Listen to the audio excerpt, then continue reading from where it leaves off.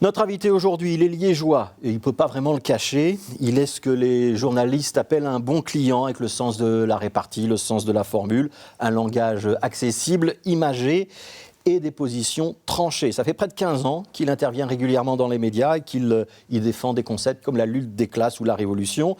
Depuis 2014, il est également élu au Parlement fédéral comme député. D'abord porte-parole du PTB, il en est depuis quelques mois maintenant le président. Nous accueillons Raoul Edebo. Bonjour Raoul Edebo, merci d'être sur le plateau de Plus d'Actu, un liégeois qui ne peut pas le cacher. Vous n'avez pas mal pris, hein? Non, pas du tout. Franchement, je ne peux pas cacher l'affaire. Alors, on va commencer par l'Ukraine, évidemment. Est-ce que le PTB n'est pas un peu mal pris dans cette affaire ukrainienne? Je ne pense pas. Je ne pense pas, parce que je pense que notre vision stratégique est juste. Dès le départ, on a condamné de manière véhémente, évidemment, l'agression contre la nation ukrainienne. Je pense que c'était important de le faire, de le dire et de critiquer cette vision finalement grand russe qu'a Vladimir Poutine, de nier le droit à l'existence de la nation ukrainienne. Donc c'était important pour nous de pouvoir le dire.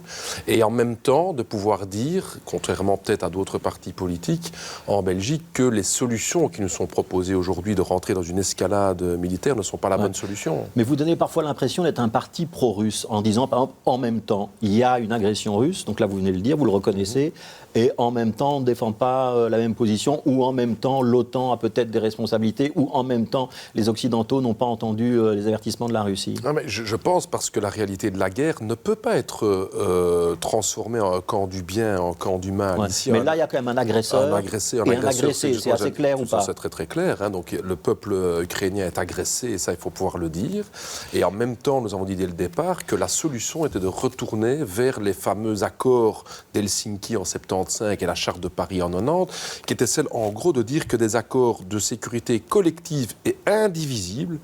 Et ces accords insistaient sur le indivisible, c'est-à-dire que la sécurité des uns ne peut pas se faire au détriment de la sécurité des autres, et que le retrait des Russes, certainement, mais aussi des Américains de ces différents traités, ont mené ces 30 dernières années avec des tensions de plus en plus grandes au niveau du monde. C'est pas que de la faute des Russes, c'est aussi un peu de la faute des Occidentaux. C'est ça que vous êtes en train de nous dire ou pas? L'agression russe est totalement, évidemment, de la faute des Russes. Je dis que la solution sera une solution diplomatique. Parce que, vous savez, en période de guerre, il y a deux solutions.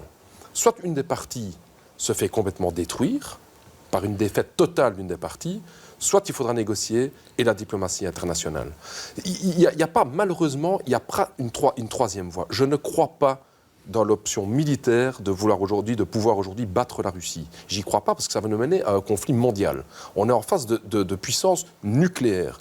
Et que de ce côté-là, la Belgique, comme petit pays, peut jouer un rôle diplomatique vraiment offensif. Ouais. Et donc les différentes mesures qui nous sont proposées dans les résolutions, par exemple les sanctions généralisées comme elles se posent, nous avons demandé de focaliser les sanctions vers les oligarques russes. C'est pour ça que vous ne votez pas les résolutions à la Chambre? Oui. Donc, tout le monde a vu, on a voté tous les articles. C'est pour ça que je profite. Vous êtes le seul parti à vous être abstenu, hein? Oui, donc justement, donc on a voté pour tous les articles qui condamnent la Russie. Et de ce côté-là, évidemment, il n'y a aucune ambiguïté sur la matière. Par contre, ces résolutions proposent, par exemple, des sanctions généralisées contre la Russie. Donc ça, les sanctions, vous êtes contre? Les sanctions contre les oligarques, on est pour. Mais les sanctions généralisées, qui va payer ça? Ce sont les travailleurs russes. Mais cette question me semble être importante. Qui va payer les travailleurs russes, mais les travailleurs aussi en Europe?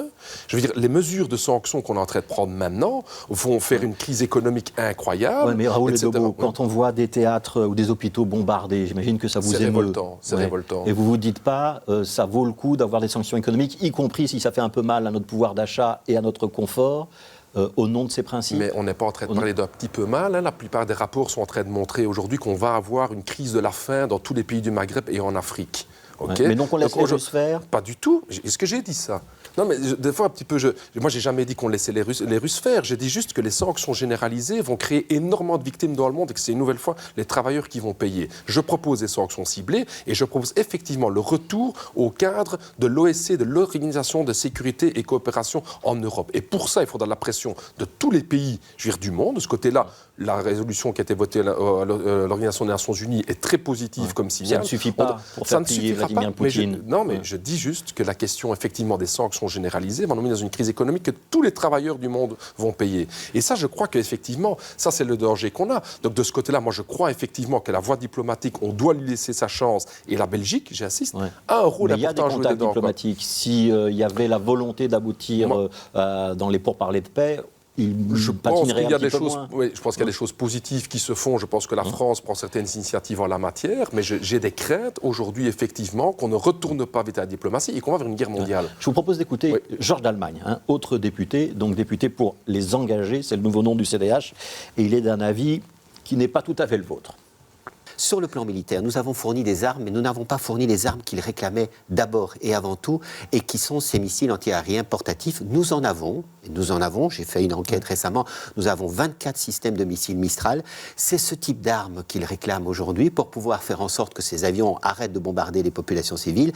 Il faut fournir ces armes. On a fourni des missiles anti-chars, donc ce qu'on appelle des bazookas dans le langage normal. Voilà, on a fourni des mitrailleuses, on a fourni des gilets pare-balles. Donc il faut aller plus loin, il faut aller vers des missiles. Mais certains pays ont commencé à en fournir. Je pense qu'on doit fournir ce type d'armes.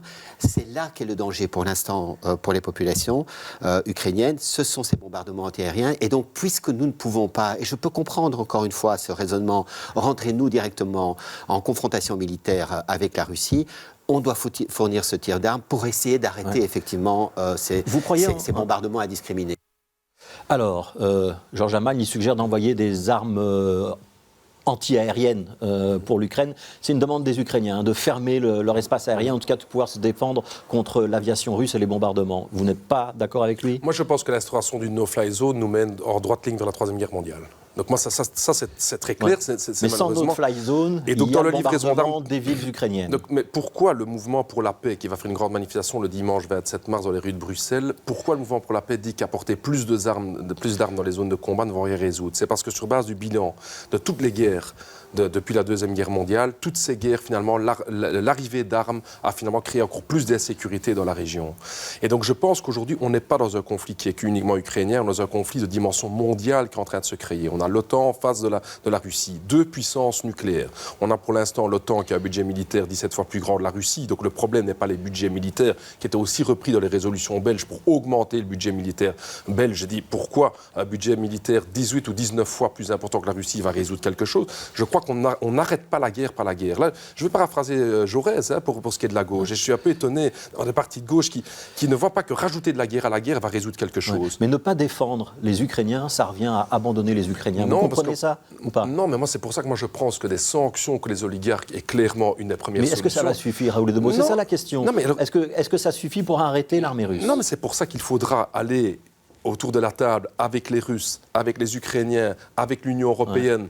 Les Américains, je ne sais pas très bien ce qu'ils vont faire avec, ce n'est pas leur continent, pour discuter de ce côté-là. Les initiatives de paix européennes sont importantes pour rediscuter de, OK, quelles sont vos demandes de sécurité, quelles sont nos demandes de sécurité, comment on va gérer ça. Ouais. Si on va vers l'escalade militaire, avec des budgets militaires qui vont augmenter des deux côtés, on se retrouve à nouveau dans la situation des années 60-70, avec un risque de guerre mondiale. Ouais. Donc, mais là, on a le sentiment qu'avec ce que vous proposez, on ne va pas arrêter la Russie, en tout cas, pas tout de suite. En tout cas, avec ce que M. d'Allemagne propose, on ne va rien résoudre non plus. Ouais. On va prendre des questions de nos auditeurs, téléspectateurs. C'est le principe du vendredi. Entretien long format avec des questions du public. Et c'est Camille Payot qui est devant son ordinateur pour voir ce qui se passe sur les réseaux sociaux. Bonjour Camille. Bonjour. Alors, nous venons de vous entendre sur l'Ukraine. D'ailleurs, on a eu de nombreuses questions sur cette crise. Mais pour celle qui va suivre, on va changer un petit peu de pays.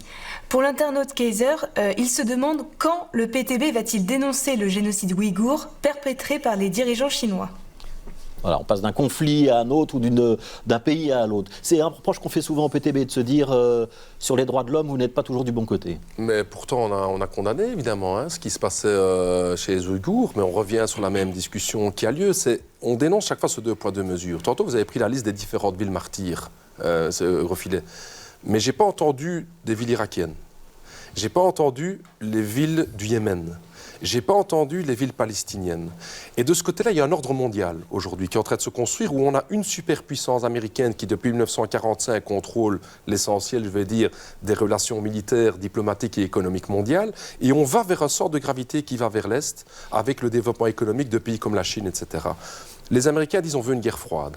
Moi, je crois que pour le peuple européen, on ne doit pas rentrer dans cette logique de guerre froide et on doit rentrer dans une logique de dialogue. J'ai plein de choses à dire sur ce qui se passe en Chine.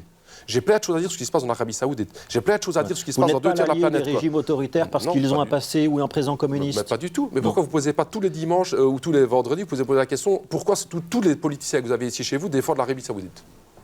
Ce serait bien. Moi, on me pose toujours la question pour la Chine, mais jamais on va poser la question les vendredis. Tiens, monsieur d'Allemagne, comment ça se fait que vous êtes pour le partenariat stratégique avec l'Arabie Saoudite? C'est ça la question. L'ordre du monde aujourd'hui est un ordre du monde qui ne peut pas être analysé qu'avec le prisme occidental pour maintenir la paix. Est-ce que ça veut dire que je soutiens tous ces pays au point de vue de leur politique interne? Pas du tout. Je crois dans un monde de paix. Et je crois que l'Europe et la Belgique singulièrement feraient mieux de ne pas s'aligner effectivement sur la logique transatlantique, parce que vous savez, les Américains, ils demandent de faire un embargo aujourd'hui sur le pétrole.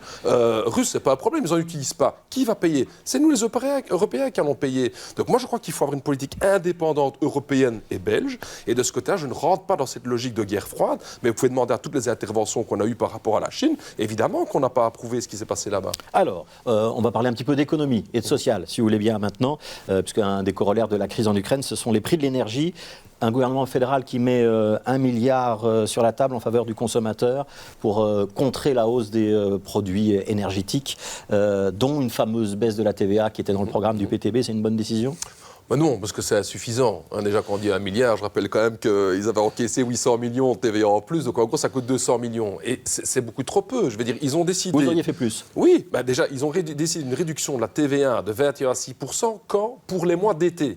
Je ne sais pas vous, M. Grosfilet, moi, c'est le mois d'été, c'est là où j'utilise le moins de gaz. Je veux dire, c'est normal, il ne fait pas froid. Donc, quand il fait froid, on va payer 21% de TVA. Quand c'est l'été, paf, on paye 6%. Ouais. C'est vraiment n'importe quoi. C'est pas le gouvernement fédéral qui a décidé de la date de l'invasion de l'Ukraine et de la hausse des cours. Hein. Non, mais moi je pense que la question de la crise ukrainienne nous fait aussi sentir à quel point il y a des profiteurs de guerre dans cette crise. Comme toujours dans la guerre, il y a des groupes qui se font plein d'argent. C'est qui? Je parle évidemment du secteur pétrolier, qui est en train de se faire des bénéfices. La Total finance 16 milliards de bénéfices. Ils vont encore faire plus de bénéfices. C'est quoi la solution, Raoul Debout? Moi je pense qu'une fixation des prix. Donc on doit avoir un prix fixe maximum. Bien sûr. Et toute la logique du prix marginal, on ne va pas rentrer ici dans tout un débat économique, mais c'est-à-dire qu'on vend même si l'Asie est prête à payer l'énergie plus chère et que du coup le gaz et le pétrole risquent de partir là-bas. Non, nous-mêmes devons fixer les prix au niveau européen et au niveau électrique. On doit effectivement socialiser le secteur. Parce que moi, j'en ai socialiser, ça veut dire nationaliser. C'est-à-dire, en tout cas, construire un pôle public. Hein, je veux dire, il faut voir, LNG Electrabel va faire 2,6 milliards d'euros de bénéfices dans les 3-4 ans. Donc on doit nationaliser, ça doit être des entreprises publiques. Moi, je pense qu'en tout cas, on doit avoir d'une première phase construire notre propre pôle public. Pour Engie, évidemment, il faut qu'ils payent le démembrement de leur centrale nucléaire. Des centrales nucléaires. C'est nous qui allons payer évidemment tout ça. Mais je pense qu'effectivement, un contrôle public du secteur énergétique me semble être indispensable. Et de ce côté, là, je pense qu'il y a un sommet européen jeudi prochain. On verra s'ils vont pouvoir débattre effectivement de ce genre de questions-là. Mais je n'accepte pas aujourd'hui que des sociétés vont se faire du fric par milliards parce qu'il y a la guerre. C'est de ça qu'on parle. Alors, on va reprendre une question de Camille Payot. Alors oui, toujours sur la question de l'énergie, l'internaute Michel-Ange se questionne sur le nucléaire. Il écrit « Le PTB était pour la sortie du nucléaire sans concession, une décision que l'Allemagne a prise plus tôt, et maintenant, l'Allemagne est face à la crise du gaz russe. Michel-Ange vous demande de vous positionner sur la question « Faut-il construire de nouvelles centrales au gaz ?» Voilà. Parfois, c'est des pseudos, ceux qui interviennent sur Internet. On n'est pas sûr qu'il s'appelle vraiment Michel-Ange. C'est ça. Parce que Michel-Ange, ça serait chouette de me poser la question. En fait, on revient à la première question que je vous ai dit, c'est que nous, en fait, en Belgique, on n'a rien à dire sur notre politique énergétique. Ouais. C'est-à-dire qu'on dépend de qui? On dépend d'Electrabel. La question de Michel-Ange, c'est ça. Donc moi, la question de Michel-Ange, c'est est-ce qu'il faut sortir du nucléaire? Est-ce que vous ne regrettez pas d'avoir été pour la sortie du nucléaire? Non, pas du tout, parce que l'enjeu, c'est d'investir à fond dans l'énergie verte par un plan de 5 à 10 milliards planifiés. Même si aujourd'hui, sans nucléaire, on sait que l'indépendance énergétique de la Belgique pourrait être menacée et que l'énergie pourrait être plus chère. Mais le problème, la vraie indépendance énergétique, on l'aura avec un plan massif d'investissement dans le fer. Par contre, je suis d'accord, et c'est là que je vais répondre à ça, c'est que vu le chantage d'Engie Electrabel, qui contrôle tout en fait chez nous, Engie Electrabel joue sur les deux tableaux. Je vous rappelle que le CRM, qui est le mécanisme de subside au gaz dont on parle tout à l'heure, qui a gagné le CRM, il faut le dire aux auditeurs, c'est Engie Electrabel qui a remporté 300 millions d'euros. Donc Engie Electrabel gagne et sur le gaz et sur le nucléaire. Et donc on ne sait pas quelles sont les informations en matière de sécurité d'approvisionnement, on ne connaît rien. Et c'est pour ça, je reviens à ma question tout à l'heure, qu'à mon avis, la mesure qu'on devrait prendre aujourd'hui, c'est effectivement de socialiser le secteur. Ouais. Il y a une grande discussion. Aujourd'hui, elle risque de durer quelques heures ou quelques jours au sein de la majorité fédérale sur la sortie du nucléaire. Vous seriez dans cette majorité au fédéral, vous souhaiteriez qu'on ferme effectivement nos 7 réacteurs nucléaires ou vous en prolongeriez 2, 3, 4 ? À mon avis, Engie nous met devant les faits accomplis de devoir en prolonger, à mon avis, parce qu'en fait, rien n'est prévu. Oui, parce qu'Engie contrôle tout. Donc si vous me demandez moi ce que je fais comme ministre de l'énergie, effectivement, c'est que j'enlève à Engie ce pouvoir antidémocratique. Donc vous nationalisez. Ouais. Je pense en tout cas que je le enlève, je régularise Pourquoi vous le pas secteur. employer le terme nationalisé? Parce que le problème, c'est qu'Engie, évidemment, a beaucoup de dettes au niveau du démembrement du nucléaire que je n'ai pas envie de payer. Donc je ne vais pas faire un mot d'ordre de nationaliser et qu'Engie n'accepte pas de payer tout ce qu'ils ont fait comme dette et comme investissement à faire pour démembrer le nucléaire. Donc de ce côté-là, je prends les bonnes parties du secteur énergétique. Ouais, on a le droit de faire ça, rouler debout, prendre les bons morceaux et laisser les mauvais. Vous savez, quand moi je vois aujourd'hui toutes les mesures qu'on prend au niveau de l'Europe, ce qui était impossible il y a un mois même à cause de la guerre, je pense qu'on va prendre de fermes mesures. Ouais. Je reprends ma question. On ferme toutes nos centrales nucléaires ou on en garde certaines? Je pense que les deux, à mon avis, vont devoir être prolongés. Il faut les prolonger. Ouais. Donc, vu le fait accompli qui est en train de nous mettre, mais je trouve que c'est vraiment la peste ou le choléra qui est 3 proposé. et Tihange 4, on les prolongerait. Ouais. Vous aimez le nucléaire ou vous ne l'aimez pas trop? J'aime pas trop. Ouais. On doit investir dans le renouvelable ou pas? Est-ce que c'est ça l'avenir de l'énergie? Mais il faut investir de 5 à 10 milliards. Vous savez, le problème, c'est donc quand Écolo dit 8 milliards, c'est conforme au... Mais le problème, c'est qu'Écolo veut investir 8 milliards sous forme de subsides au privé dans le cadre du marché. Et ça, je n'y crois pas. Moi, je crois que l'erreur fondamentale que font tous nos politiques, et plus particulièrement singulièrement Écolo, c'est de croire que dans le cadre du marché de l'offre et la demande et du marché capitaliste, on va résoudre les problèmes écologiques. On a fait ça depuis 20 ans, à travers des taxes carbone, à travers les subsides pour l'éolien, à travers les subsides. Ça ne marche pas. Moi, je crois qu'il faut un investissement, effectivement, une planification écologique, où ces 5 à 10 milliards aident à mettre sur pied des entreprises publiques de production. On en a. Hein. Donc c'est l'État et c'est le public. C'est ça. Moi, je pense qu'Initio existe déjà, qui est déjà une intercommunale liégeoise qui produit de l'éolien offshore. On peut développer tout ce parc-là. Ouais. Mais aujourd'hui, ça, c'est le problème qu'on a. Alors, on va retourner chez Camille Payot. Question suivante, Camille. Oui, alors là, on a 2 questions de Mehdi autour de votre parti et de son positionnement dans le panorama politique. Est-ce que vous acceptez le terme d'extrême gauche à l'encontre de votre parti politique? Et sinon, si vous aviez la possibilité d'aller manger un bout avec un président de parti francophone pour sympathiser avec elle ou lui, pour apprendre à mieux se connaître, ce serait qui? Par exemple, Jean-Marc Nollet, Georges-Louis Boucher, Raja Mawan? C'est ça. Alors, extrême gauche. D'abord non, donc on n'est pas un parti extrémiste, c'est une étiquette d'ailleurs assez nouvelle. Pas d'extrême gauche. Non, vraiment pas. Je veux dire, moi je suis de la gauche authentique, je peux accepter gauche radicale dans le sens qui prend le problème à la racine. Marxiste Marxiste certainement, mais le mot extrémiste en fait nous vient des États-Unis. Hein. C'est un analyse avant, on n'a jamais utilisé ce mot-là contre les gauches marxistes en Belgique ou en France, qui est un peu dans le but de mettre les deux extrêmes, chacun de leur côté, qui est en fait une analyse politique tout à fait fausse, et parce qu'on n'a évidemment rien à voir avec les fachos. Donc, communiste, oui. Je préfère, oui, mais ça je peux encore comprendre. Alors, ça veut dire qu'est-ce qu'on met dedans dans le mot communisme. Mais en tout cas, extrême gauche, moi je ne. Parce qu'on n'est pas extrémiste. Donc ça c'est important. Le repas. Alors, avec qui aller manger Paul Magnette, Georges Louis avec Boucher. Raja certainement. Raja Mawan vraiment bien. Raja Mawan, choix numéro 1. Ouais, voilà, parce que voilà. Vous avez déjà rencontré en tête-à-tête les uns les autres? J'ai déjà rencontré, au Parlement évidemment régulièrement on se croise, mais c'est vrai que ce n'est pas commun. C'est pas commun. Mais en tout cas, je n'ai pas d'objection à avoir une rencontre. Si ça, c'est la question que l'auditeur... Donc si Georges-Louis Boucher vous appelle demain pour proposer disons qu'avec Georges-Louis Boucher, ce serait un peu plus compliqué, effectivement. Mais non, je crois qu'il faut pouvoir se parler. Qu'est-ce que ça vous fait quand on vous appelle Monsieur le Président? Camarade président. C'est comme ça qu'on doit vous appeler. Exactement. Non, il faut un peu s'y habituer. Quelles conséquences ça a eu pour vous de devenir président du PTB? Donc je suis plus en Flandre. Donc je suis plus dans les débats en Flandre. C'est ça l'objectif pour le PTB, c'est d'avoir des élus en Flandre en 2024? En tout cas, il y a un défi majeur pour l'unité du pays en 2024 et ne pas avoir notre pays qui soit scindé par la victoire de l'extrême droite et de la droite extrême, je veux dire, en Flandre, d'aller regagner. Et on peut regagner les travailleurs qui sont en colère aujourd'hui et qui ne connaissent pas l'offre PTB en Flandre ou pas assez. Ça, c'est un des objectifs importants. Et 2, je vais aussi beaucoup plus maintenant dans les sections locales, aller voir un petit peu sur le terrain comment va le parti. J'ai la chance d'être remplacé au Parlement fédéral par Sophie Merckx, qui est vraiment une camarade pleine de qualité, députée de Charleroi, et qui reprend aussi pas mal de présence dans le Parlement. Donc de ce cas-là, j'ai plus de temps pour plus construire l'équipe, voir une vision un peu plus stratégique. Et donc, c'est assez chouette cette nouvelle phase. Quand on regarde la communication du PTB, il y a un petit peu de communication par les médias traditionnels comme maintenant. Il y a beaucoup qui passent par les réseaux sociaux. Vous êtes un des partis qui investit le plus avec le Van Bellang et la NVA. Ça ne vous gêne pas de payer de la pub sur Facebook, grosse société américaine? Ben, on préférait ne pas devoir le faire, évidemment. Mais Ouais. le problème, c'est que voilà, en face de nous, on a les fachos Ouais. et on a les Ouais, nationalistes. mais 87 000 € rien que pour le mois de janvier, je viens de regarder.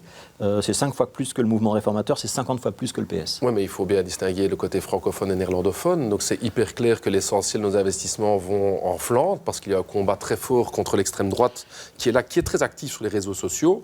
Et comme Alexandra Ocasio-Cortez, de la gauche américaine, avait dit à un moment donné, celui qui n'investit pas dans Facebook pour gagner le combat contre la droite de Trump, etc., n'est pas digne de faire une bonne Donc ça campagne. vous embête pas que ce soit de l'argent pour Facebook? Mais je préférerais ne pas le faire via Facebook, mais entre ça et perdre, et ça c'est un signal que je veux donner aux partis de gauche francophones, qui ne combattent pas l'extrême droite en Flandre. Nous, le PTB, on le fait parce qu'on a un parti qui est présent en Flandre. Et la facilité avec laquelle eux, ils disent il ne faut pas investir dans Facebook. Le SPA et Voreut le font. Groen le font. Pourquoi? Parce que nous voulons pas autant gagner. que vous, hein. Ils le font énormément aussi. Ouais. Et pourquoi? Parce qu'on doit gagner contre les fachos. Ils sont sur les réseaux sociaux. C'est la seule solution. En Flandre, nous passons 1% du temps de parole pour le PTB dans les médias traditionnels en Flandre. Ce n'est pas le cas du côté francophone. Donc, ce n'est pas une même réalité. Okay, et de ce côté-là, faire un budget global sur Facebook, c'est vraiment n'importe quoi. Ouais, vous investissez quand même plus que la plupart des partis. Vous êtes le 3e parti. Oui, mais c'est ça parce qu'on fait des comptes nationaux pour tous les partis. Ouais. Ah oui, tous les comptes additionnent la Flandre, Ouais, mais Bruxelles et quand Wallonie c'est un rapport ensemble. de 1 à 50 avec le PS, c'est quand même une différence substantielle. Oui, mais du côté francophone, on n'investit pas du tout dans Facebook. Allez, merci beaucoup. Avec plaisir. Raoul Elbo, merci d'avoir été notre invité lundi.